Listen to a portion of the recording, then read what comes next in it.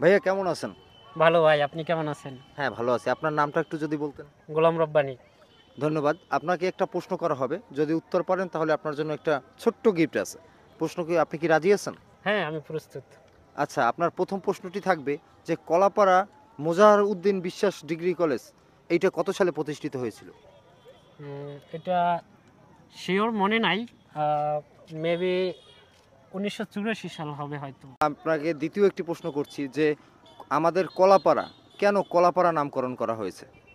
কলাপাড়া নাম কেন কলাপাড়া নামকরণ করা হয়েছে?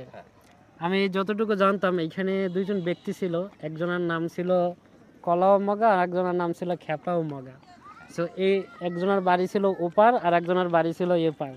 সো এই দুইজনের নামে নামকরণ হয়েছে কলাপাড়া এবং খেপুপাড়া।